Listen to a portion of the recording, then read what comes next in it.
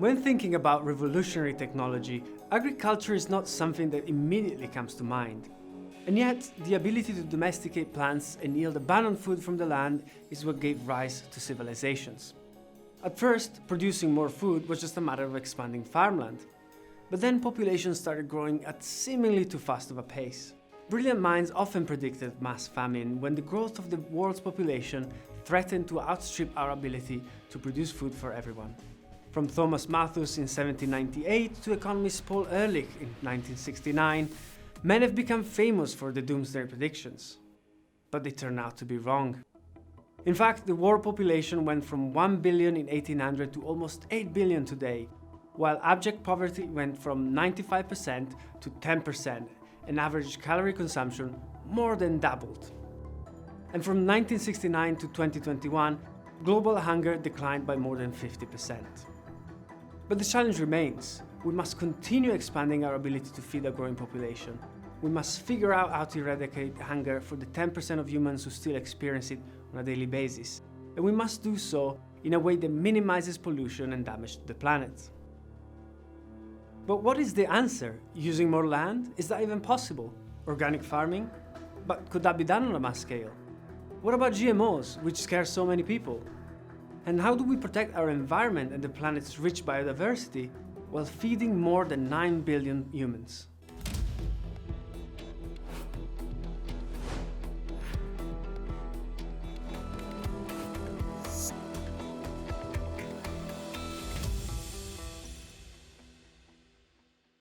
So how did humanity manage to feed billions of people since 1800, despite all the repeated prediction that it would not be possible?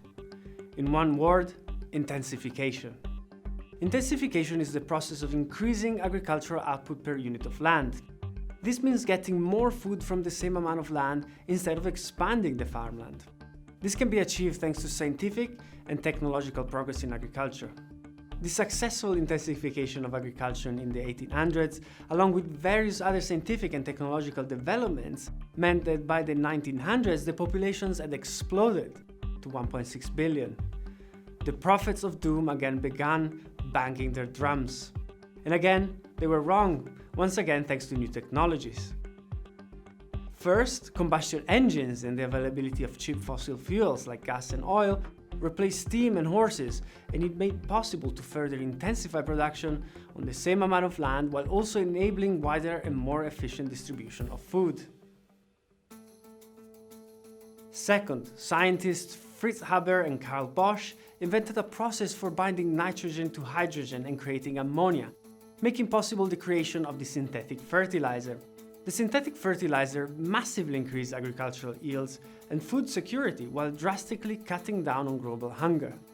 The Haber-Bosch process is considered the invention singly responsible for saving more lives than any other in the 20th century. With the exception of wartime and economic depression, the global population saw a massive decrease in chronic hunger throughout the first half of the 20th century.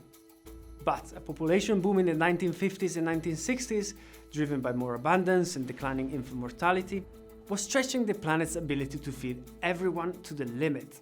Despite this, since the 1960s, the population of Earth has doubled, but the land used by agriculture has only increased by about 15%. The per capita use of land has been progressively reducing, despite diets in the West and globally becoming a lot richer. How was this possible again? Further intensification, achieved in a different way. A scientist named Norman Borlaug had been quietly working on crop science that could double or even triple the yield of crops on the same amount of land. Borlaug was deploying his methods, including advanced ideas about genetic selection in food-scarce countries. We really had a dramatic improvement in food security over the last couple of decades. You look back in the 1950s, when about half of the world population was suffering from hunger. Today, we're talking about 9%. And one of the major driving forces was yield improvements on the agricultural land. Thanks to Borlaug's work creating high-yield versions of wheat yields in Pakistan nearly doubled from 1965 to 1970. And India went from the catastrophic edge of mass malnourishment to being wheat independent by 1974. the whole world underwent a new period of agricultural intensification, known as the Green Revolution. In addition to this, more advanced pesticides and herbicides increased yield even further and increased food security globally. But while it's true that intensive farming reduced hunger and undernourishment and freed billions from labor-intensive agricultural practices, allowing them to lead fuller lives, it has also contributed to environmental degradation, which we must all now face head-on. Fertilizers, pesticides, and mass-scale irrigation, along with poor agronomic practices, have resulted in land erosion and soil degradation, along with nutrient leaching and related water pollution and reduction in groundwater tables. As the negative effects of intensive agriculture became apparent, many in the developed countries sought to improve the situation by introducing organic standards. This would ban the adoption of advanced breeding techniques that we know as GMOs. Most countries around the world have an equivalent organic program that clearly sets the standards and regulates what a farm can and can't do. Generally, that is no use of synthetic chemicals like pesticides, herbicides, insecticides. Organic farmers are required to demonstrate that they're putting practices into place that, such as crop rotation, cover crops, use of compost that improve the soil health, that can disrupt and break pest cycles. At the local level, organic methods of agricultural production do show environmental improvements, which is why many governments in developed countries, where food security and higher organic food prices are not an issue, have supported and subsidized organic agriculture. Currently, 1% of global agriculture is organic. So, what would happen if this figure were to be scaled considerably to be a significant part of global food production? Would it be feasible? And could it be sustainable? The answer to all these questions is no. On average, organic yields are about 20% lower than conventional yields. When yields are lower, 20% or more, then this means we're producing less. If we convert all the agriculture to organic, and if we are producing less, then this means less food available and accessible, especially for the poor people in this world. So the number of hungry and undernourished people would rise in this scenario. Organic crops are more vulnerable to pests, which is especially true in warmer climates. An organic fertilizer, like manure, is less precise and potent than synthetic fertilizer. Growing organic food also takes much greater knowledge about the crops and the processes, so there are exponentially greater opportunities for crop failure or underperformance. And organic standards forbid the use of high-yield GMO crops.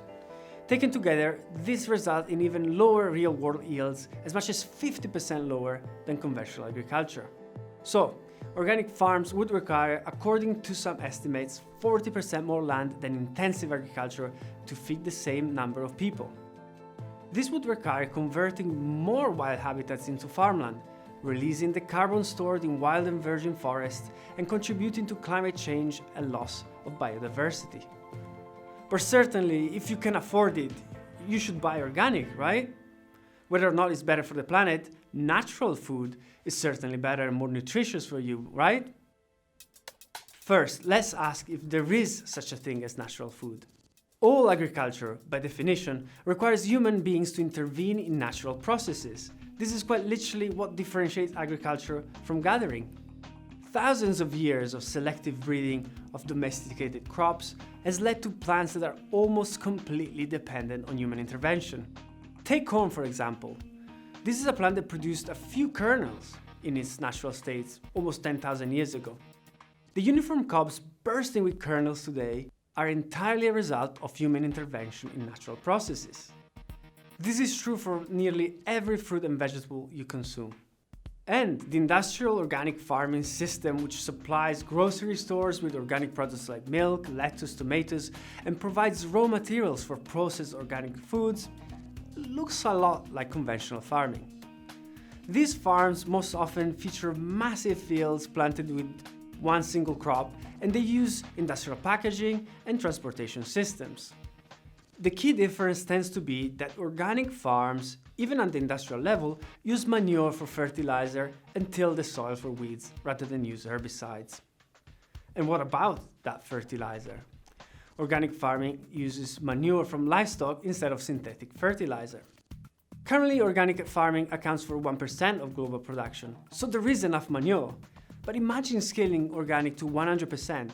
How much more manure and how many more animals would be needed? Hardly a viable option. Compost is not a realistic option in this scenario either, since the amount of food waste required to compost and the land required for the compost and the enormous transportation requirements of getting the food scraps from heavily populated areas to farmland all quickly exceed any remotely realistic version of what the population or the planet can accomplish. This is not to say that organic farming is bad or doesn't have its place, particularly at the local or individual level. In fact, the organic principle that we must preserve our soils and practice better agronomy is critically important to all forms of agriculture.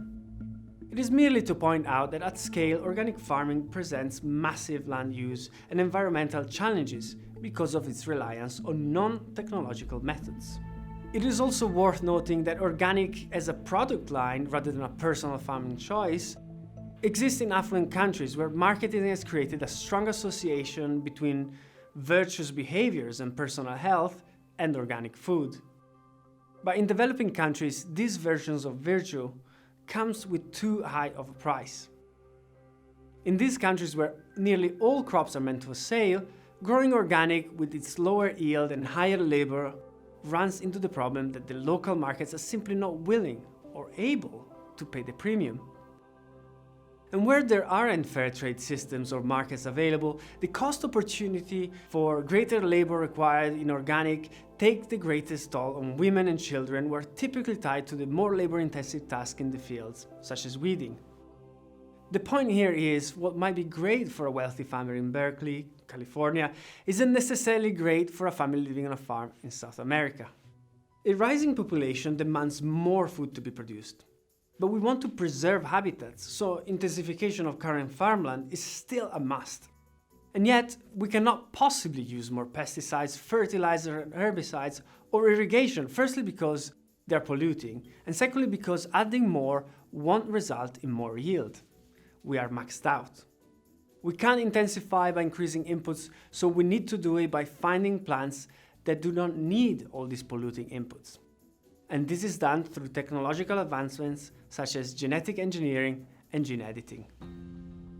Genetically modified organisms, or GMOs, are created by inserting a desirable trait from another organism into the genetic material of a plant to achieve a specific desired effect. In gene editing, on the other hand, no foreign genes are inserted, but small modifications are done directly to the genome of the plant.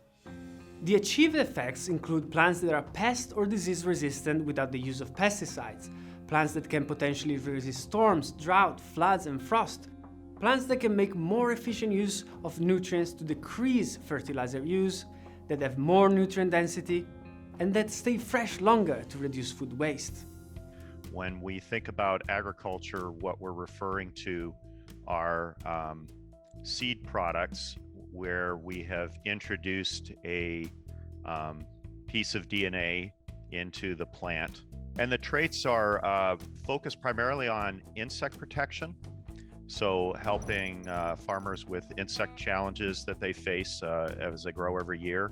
And then the second big category is herbicide tolerance, which allows farmers to use different herbicide options than they would have available to them. And those have been the two mainstays of most of the GMOs out there. With few exceptions, current approved GMO crops in the United States are used for livestock feed, processed food, or cooking oils. This is primarily because the client for GMOs is the farmer, who sees great benefit in decreased labor, increased yield, and more reliable outputs and profits. Consumers are a tougher sell as they cannot perceive any direct benefit from GMOs on their dinner table. As is so often the case, the tragedy of the commons is that individually rational behavior results in irrational communal effects. For this reason, there are only a few crops that dominate the GMO market, such as soybeans, cotton, corn, and rapeseed. and only 2 traits: herbicide resistance and insect resistance. So, 94% of global soybean crops are GMO herbicide-resistant crops. Herbicide resistance is considered controversial as it encourages herbicide use, but offers the advantage of increased yield and reduced tillage, resulting in slowing down farmland expansion and slowing down soil erosion. 94% of cotton planted is GMO, in the form of insect-resistant Bt cotton. This means that no pesticides are needed. This has environmental advantages as well as advantages to the farmers. Increased yield, reduced cost, and no exposure to chemicals. Bt cotton has been adopted by small-scale farmers in India, rapidly increasing their standard of living. 92% of corn planted is GMO insect-resistant corn, also increasing yield and cutting down on pesticides. There are also other success stories for GMO products, such as insect-resistant eggplant in Bangladesh, which feed millions, and disease-resistant papaya that saved Hawaii's papaya industry from being wiped out. Because of the complexity of the research and development, the years-long regulatory process, the high cost of compliance and education, and the extended time to market, typically only large corporations have the resources to develop GMOs. And large corporations, despite their intentions, are often greeted with suspicion and animosity.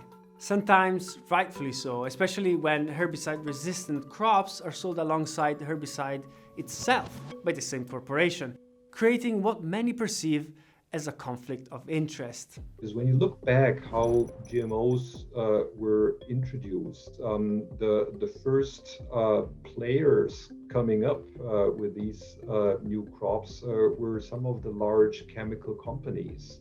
The Monsantos of this world, Bayer Crop Science, Syngenta, those companies that were producing chemical pesticides. Now they came up with certain technologies where they claimed this can reduce chemical pesticides, but the wider public often didn't believe that, because why should chemical companies that contributed to certain environmental problems in the past, why should they certainly come up with solving these problems? So that's always marketing problem for broader perceptions. When it comes to GMOs, it is likely you have a strongly held opinion about them. But why is that? The fact is that in over 1,000 studies over more than 20 years, more than half independently funded, scientists around the world have repeatedly come to the conclusion that GMO crops are safe for human consumption, also safe for the environment, and essential to feed a growing population. GMOs are simply crops bred using advanced genetic engineering, and they are the most regulated and safety-tested crops in the world, precisely because of the public perception of them. On the other hand, traditional methods of breeding are not regulated and there is no public opinion about them, even if arguably they could be considered less safe. Take mutagenesis, for example, which is considered a traditional method of breeding, which involves altering the genetic makeup of crops by trial and error by exposing them to radiation or chemical agents. This is hardly natural and hardly safe. Genetic engineering and testing allows for more precision and control over the desired outcome. We have different standards on how we evaluate our food. And so, for example, plant breeding is one of the foundational tools of making improvements in plants. We don't regulate the output of plant breeding because because of the long history and experience. And so with GM, there are very strict regulations on the technology. It's still, even though it's now been in the market well over 20 years, it's still in many ways considered young and new. And so the regulations are greater. One challenge with GMOs is that by their nature, they allow farmers to cut corners on good agronomic practices. Crop rotations and cover crops are good for the land but come at a cost for the farmer. So when they skip these steps due to a system incentivized by profit at all cost, they help their own bottom line but hurt the environment. This might not be the fault of the GMO manufacturer or the farmer, but of a system that subsidizes and promotes uniform crops rather than incentivizing good agronomic practices. GMOs are marketed and sold to farmers as a way to intensify their output. But corporations' failure early on to realize that the end user of the output, the consumer, desired full transparency led to skepticism that still persists today. Early days, particularly in the United States, we were quite opposed to labeling because we felt labeling would be misinterpreted on products as implying that there was somehow a difference between a GM crop, food produced with a GM crop versus food produced from a non-GM crop. And for a long time, we held that view, and I think that also probably created a little bit of controversy and mistrust in that, well, why didn't we want labeling? Were we hiding something, etc.? Eventually, we changed our position and we worked to get a uniform labeling standard across the United States with the grocery manufacturers and with U.S. Congress. But that was probably another contributor where I think we just probably didn't fully appreciate, I would say, the view from the consumer, right? Because in the end, our focus is primarily with our customer, who is the farmer. And GMOs are an easy target for some organizations. For instance, Greenpeace, one of the biggest adversaries of GMOs, thrives when they have a battle to fight. In 2016, more than 150 Nobel laureate scientists and economists wrote to Greenpeace asking them to reconsider the position and recognize how important GMOs are to humanity. But Greenpeace refused to stop their anti-GMO crusade and continues to make emotionally persuasive but scientifically empty arguments against GMOs today. And when deployed with care, GMOs can be totally compatible with good agronomic practices, reducing the amount of forest that must be converted to farmland and reducing the amount of pesticides used. Of course, Greenpeace has the most success in affluent countries where food scarcity is not an issue, the public trusts NGOs, and public opinion shapes public policy. In turn, when politicians ban GMOs, it reinforces the public position that they are bad. But this does not only affect developed countries, who can afford to avoid GMOs. I mean, when you're trading internationally and you want to export something to Europe and Europe, closes its borders for certain GMO products, then you're losing your export market. And then as a small country somewhere in Africa, you may say, well, then we don't move forward with this technology because we're jeopardizing our exports to Europe. So these are different pathways of how European attitudes do have a lot of influence to what's happening in other parts of the world. And that's true internationally, but it's particularly true for developing countries in Africa and Asia. And these are the countries and regions that need sustainable new technologies in agriculture the most for their food security and poverty reduction. Until the markets that buy their products accept GMOs, farmers in poorer countries will be stuck in poverty, while affluent Western people who claim to be in favor of raising living conditions for everyone unintentionally hold them back. This is especially an issue in developing countries where GMOs could reduce reliance on field labor, increase profits, and provide a way towards food independence, higher incomes, and greater security, leading, in turn, to vast improvements in education, health, women and children's rights, and quality of life. But GMOs are not a one-stop solution. As farmland expands and new crop varieties become predominant, there are inevitable side effects of feeding larger populations. This global trend towards monoculture means we are progressively losing biodiversity, both in agriculture and in nature at large. Biodiversity is the key to being able to respond to changing climate conditions and create resilient crops. Good regulations to promote biodiversity has to understand and value its fundamental role to human society. And it's important that regulation also encourages non-state actors, so non-governmental entities, to take the responsibility seriously and contribute to conservation. It can't just be the role of governments alone.